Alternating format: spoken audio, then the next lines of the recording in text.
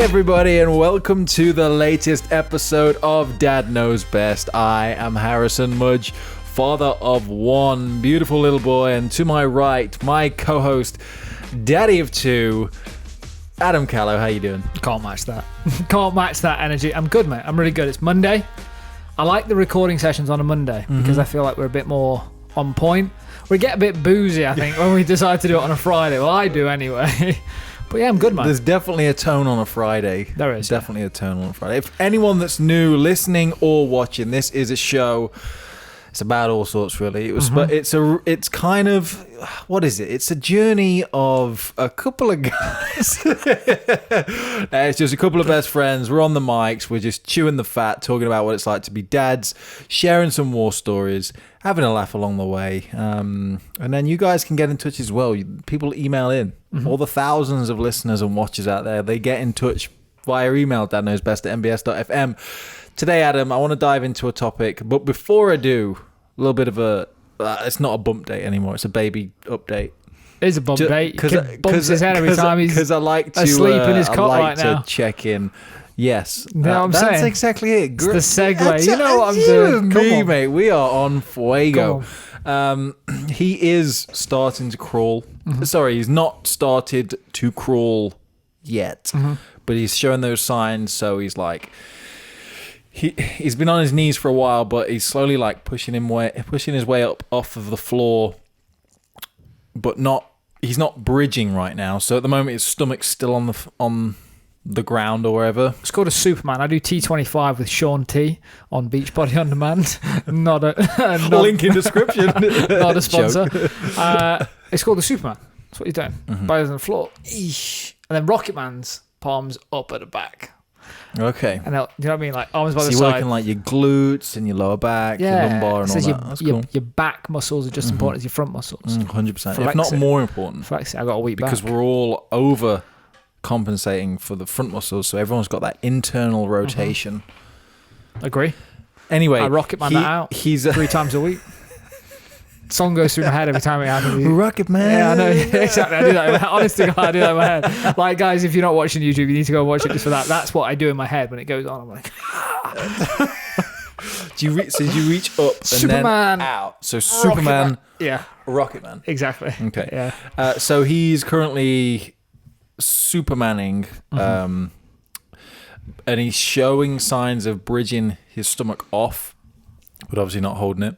He can also pull himself up when we put him in the cot, the crib cot, whichever, next to our bed. Pen. For an afternoon nap. He grabs on the side, pulls up. Stands usually up. chews the bar first, and of then course. like can pull himself up onto his feet. And then, but in his sleep, interestingly... Will he then shimmy? Or will he just... No, he can't. He hasn't got the ability to take conscious steps. I noticed he just kind of, his feet go up and down and happen to move, but he's not like, okay, I want to move to the left or the right. At the moment, he's just like up, and if his feet are like right next to each other or whatever, then that's just how it is, but he can just push himself onto his feet. Okay. So then, but in his sleep, he flips onto his front now. All of a sudden, he just flips onto his front. So he'll nod off on his back, but instantly just rolls over. So like, and where we've put just our like camera, yeah, that's what's so weird. I can't sleep on my back. I've woke up like after being asleep, obviously on my back, but if I'm like I need to get to sleep, I have to just face on that pillow. That's how you do it. I've seen you sleep sometimes. Yeah, I've come into rooms, especially when we're like been out, and I'm coming into a room and you're just face down in a pillow.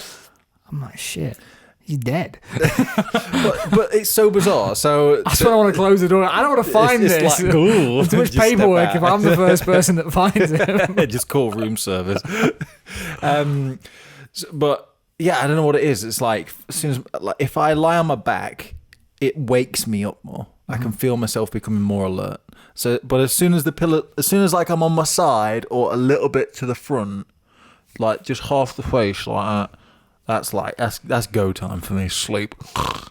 Can I go massively off topic here? So, at the moment, I sleep with an eye mask on because of we've got this issue in our bedroom. Is it a special eye mask? You don't seem me knowing you, Adam Callow, you are not the sort of person to go for one of those 4-pound jobbies that's just like a thin piece of fabric on an elasticated string. I bet you've got something that's got like inserts or a cooling technology. This is interesting. So the current eye mask is it's out of my wife's drawer. So it's an Ann Summers eye mask. Okay. But I'm not gonna go down the gutter with this. I'm gonna elevate it. Is yesterday, because I'm really enjoying the eye mask a lot. Is it because of the whips and chains that follow with it as well? I'm really enjoying and the ball gag. This is a Friday conversation. I'm really enjoying the eye mask. So yesterday there was this thing on YouTube, and it's one of the things that was like recommended, and I'm like, this is interesting. You heard of a rapper called 2 Chainz? 2 Chainz? Yeah. 2 Chainz. I don't know if that's a reference. In one of his songs, in a song that he's in, you'll often hear him say 2 Chainz in the background. I don't know anything about him. Anyway, he does something called like the most expensiveest. Yeah, sort of. Why have I seen? I've seen a thumbnail of 2 Chainz most expensivest, and it's an eye mask. Yeah. So I saw that yesterday, and I'm like, okay, click, and it's a $300 eye mask, but it's not just an eye mask. Like, one, it's got Bluetooth. Why not? But it's for what? It's got, because it plays sounds in the eyes, in the mask, the eye mask. It emits lights and different lights to get your sensory experience to kind of say this is, and then it plays stuff. That seems counterintuitive. And then it cools for stuff. What? Not bright lights. It's not like Kanye. The reason you wear an eye mask is for it to black out. Yeah, no, but what it does, I think it's not, so you're not just going from light to dark, it's giving you the pulsating to kind of lull you. Apparently in 11 minutes it will get you asleep. And I'm like... And in only 2 minutes it will cost you $300. $300, but you can get the accessory kit on top, which makes it like $420. Premium deluxe. But I'm literally, so I was like, what are you doing? And I'm like, I'm seeing if it's on Amazon. I'm seeing if there's a discount code, obviously. Like, can't get it on Amazon, but... I'm looking to upgrade my armor. Any recommendations from any of the no dads are like that? Nah, I'll ask the wife for you. Do you know, see, I don't have an issue. Like, so what you didn't explain is why you've got an eye mask. So in the bedroom, because it's getting muggy, we open the bathroom door, and the roof window doesn't have a blind, and the way that it's set up, and you said just open up a little bit, but I can't because it then knocks the door open. So what happens in the morning right now is the light coming through the roof window, it's like wakes me up, like, it wakes me up before the kid. The kid's up fucking early. Is that a direct sunlight thing coming through, or is it just the fact that there's a window without a blind? No, and it's like direct sunlight through misty glass because it's a window. Yeah, and it's just like, and it's like, boom, I'm awake. And with my body, when I'm awake, I'm awake. Like there is no gradient. Like with the kids wake me up, I'm awake. This thing's now waking me up before Reggie and Riley, and they take the piss. The sun. Yeah. So eye mask solved it. Loving life right now, getting more sleep. And great as well, actually, because when the kids come up and they see the eye mask on, they're like, don't wake daddy up. So they don't. They just help themselves to the iPad and go downstairs. Nice. Yeah, it's cool. Anyway, sorry, man. What are we talking about where today? Where were we going with that? What? So anyway, back to my son for a second. Now that Sleep we've gone face off down. Of your, Let's rewind. Have you ordered that special eye mask? Nah, I'm not going to pull a trigger on that, man. But for those of you that want to invest in AC coin, inside joke. So yeah, so so in his sleep, weirdly, it's like he's crawling it better in his sleep than when he's awake, because he gets himself. You know how that kids sleep where like they're on their knees but they're like face down on the bed. Well, he's like that, and he obviously over the night like an accordion. They're basically in like child's pose. Yeah.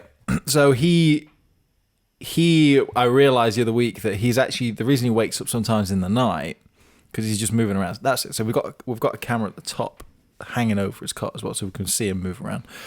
And we realised that he keeps waking up because he's actually crawling and hitting his head on the top of the literally.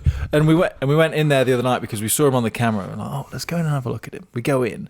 Next thing, I just hear this like, and he wakes up and starts crying. I'm like, oh my god, he's just That's like, what's and it's happening. not like a little like, oh, he's just nudged it. He's gone from like on his knees. It's like doubled in length and just hit that headboard. Okay.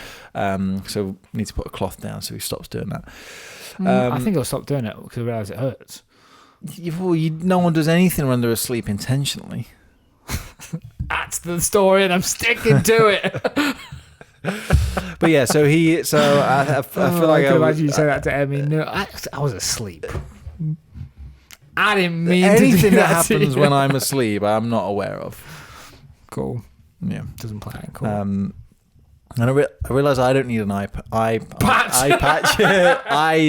mask, an eye mask, because my pillow is my eye mask. Agree. Yeah. I'm like, Yeah, but I can't do that. I don't think many people can do that or should do that. It looks like a health hazard. but yeah. So long story short, he's learning to crawl. He's getting on well. I'm excited to see. Well, I'm excited and a little bit nervous because he's still technically immobile at the moment. Yeah, you need to baby-proof that house of yours pretty quick. A friend of ours, Stephen May, gave a good piece of advice that when he's showing signs of about to crawl, he said, get a bottle of wine in, you and the wife, and then what you got to do is you got to lie on your backs, strap in. You got to lie on your backs and just like shuffle around the house all on your back, and anything that you can reach. Yeah.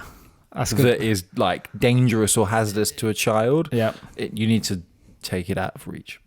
That's top advice. I mean, like for me, I can like cover a lot of shelving, so everything's all of a sudden got to be 6 feet off the ground. But still, exciting. Humble brag. Harry's got length. Carry on.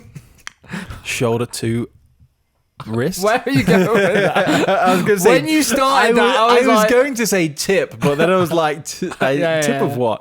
Yes, that was a bit of an update. Today, Adam. Bit of an update. You used half the camera on this. Well, you know, it's 13 minutes of sheer gold. Okay. And if no one else is listening, I will. Got to edit it. But I just wanted to change gears a little bit. Because I know we mentioned it at the end of last week's show. Mm-hmm. We started talking about all the shit that's going on in the world. And I'm not going to turn this into a political episode or anything like that. But I think one of the things that we sort of alluded to last week was a question of how are we going to raise, or how do we raise our kids how do we raise them to be aware of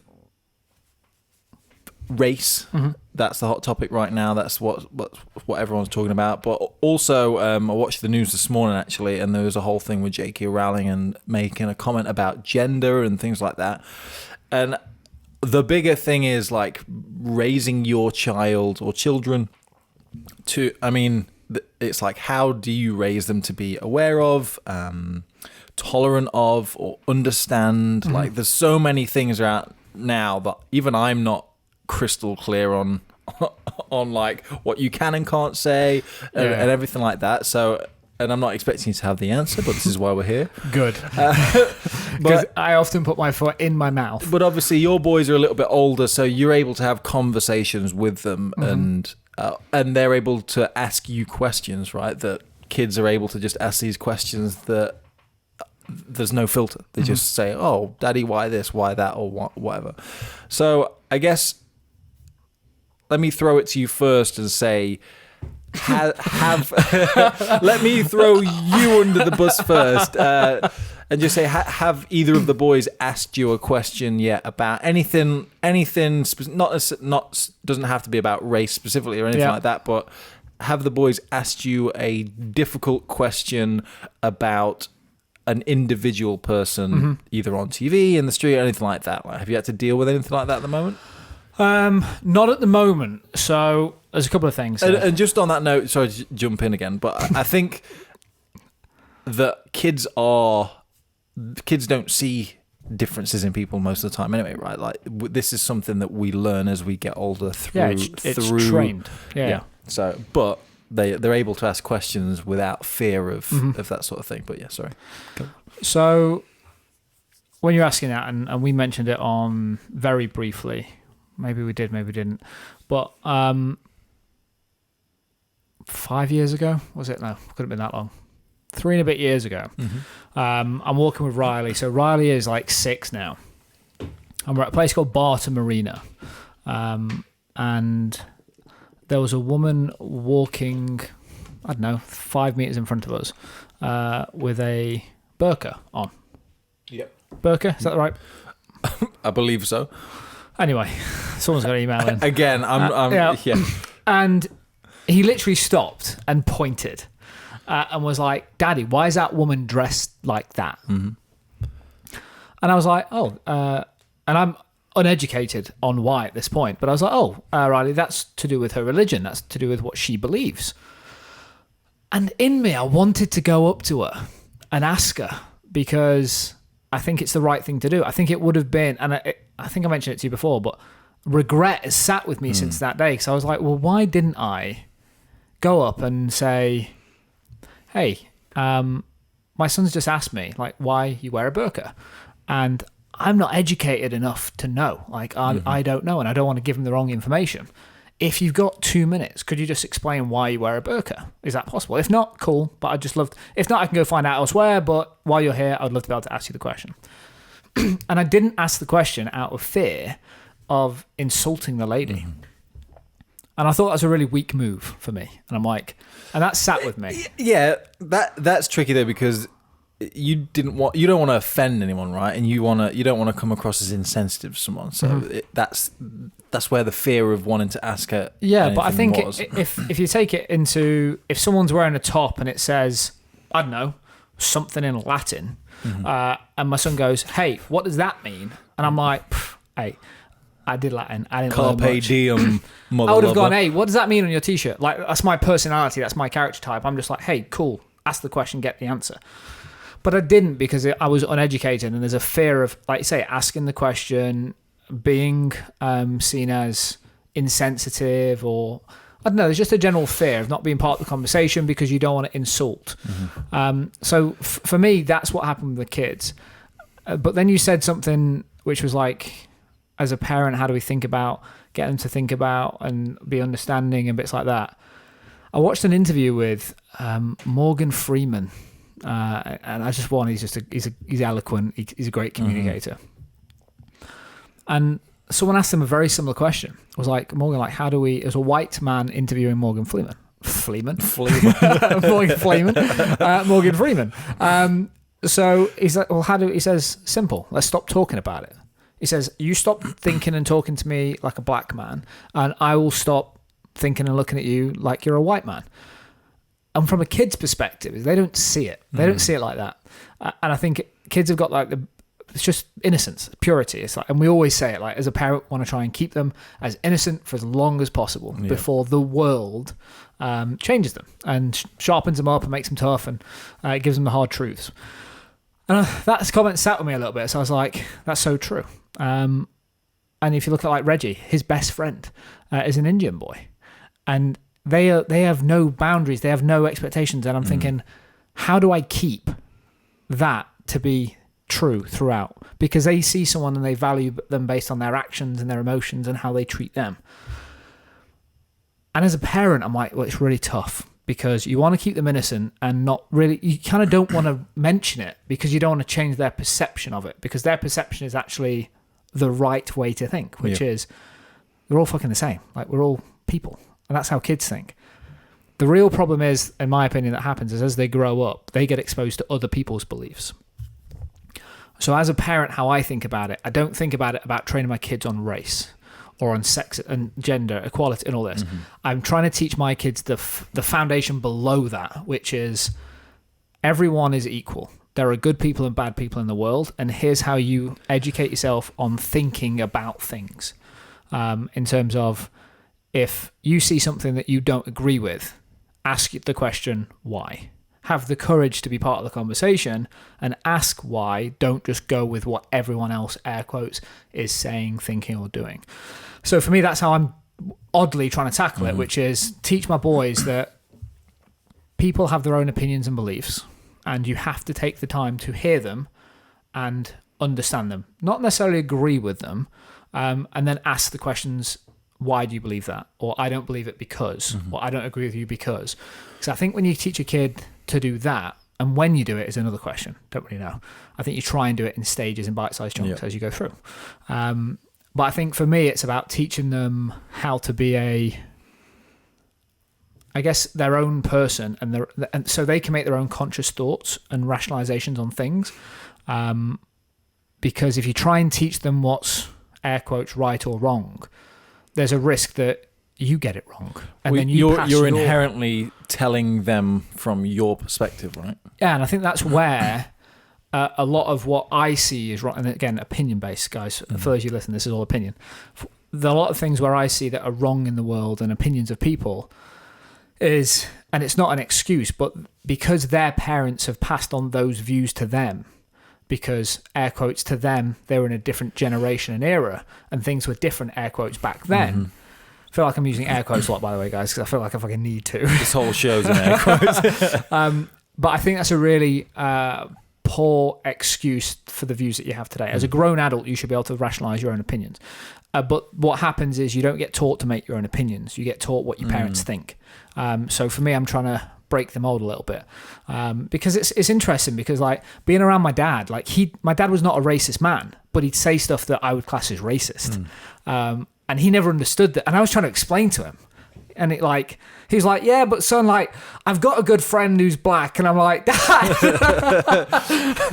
And I'm like, but for him, if I had just let my kids be exposed to my dad's way of thinking, I took it on board and had the same rationale and the same thinking, the same way of verbalizing it, then that would get passed on, but it needs to change and break somewhere.